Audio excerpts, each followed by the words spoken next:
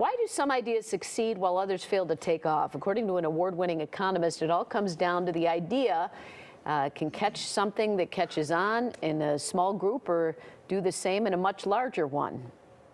John Lyft is an economics professor at the University of Chicago. His new book is called The Voltage Effect: How to Make Good Ideas Great and Great Ideas Scale.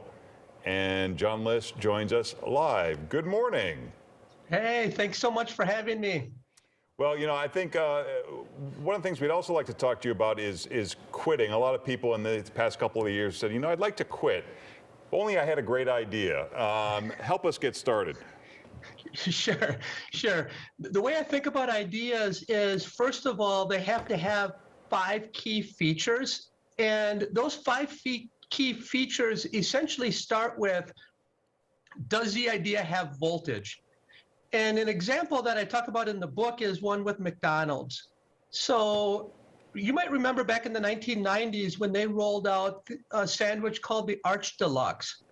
Now, they made a key mistake by only focusing on data from focus groups.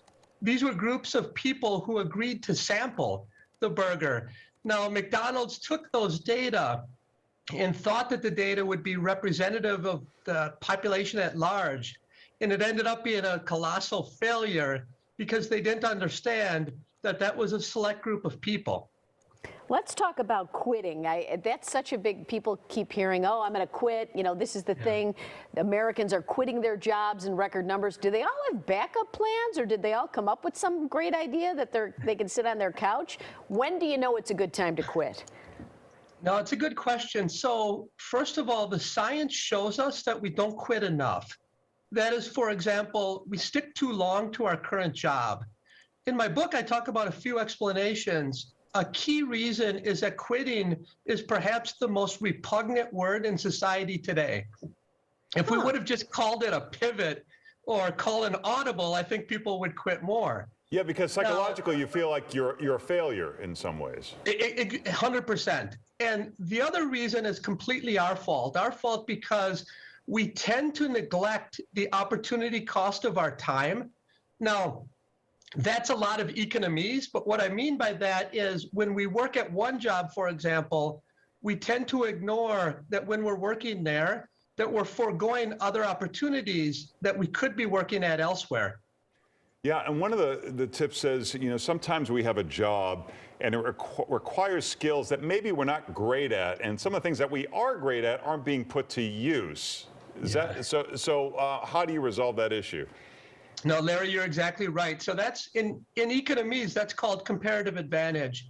And in many cases, we're stuck in a job that doesn't take advantage of what we're good at. So if you're thinking about quitting, I would advise everyone to, first of all, look at the opportunities out there and make sure you choose a job that will actually leverage the skills that you have. You also go into this book, you talk about lots of different things, and one of them is you talk about tipping, which I think is interesting. I think everyone thinks we're tipping everyone all the time, but you say, what is it, 1% of people are tipping? No, Robin, you're exactly right. So in the book, I scour just mounds and mounds of data, literally millions of Uber trips, and a few interesting patterns emerge. First, exactly what you said, only 1% of people tip on every trip. So when I talk to my friends, I tell them, look, if you want to be in the top 1%, it's easy, just tip on every Uber trip. Now, on the other side of that coin, 3 out of 5 people never tip.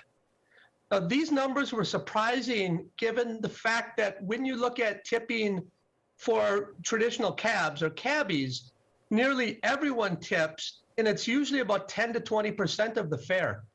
Now what? Oh, well, but the whole idea behind Lyft and Uber was it's going to be so much cheaper. And so maybe that's in the mindset of people. Yeah, so I think that's part of it. You're exactly right. The other part is when you're deciding to make your tip in a restaurant or with a cabbie, you're doing it face to face. And there's a lot of social pressure because doing the right thing is to give a tip. But at Uber and Lyft, what we've done is we've separated that tipping choice in space and time. So you don't have a chance to tip until well after the trip.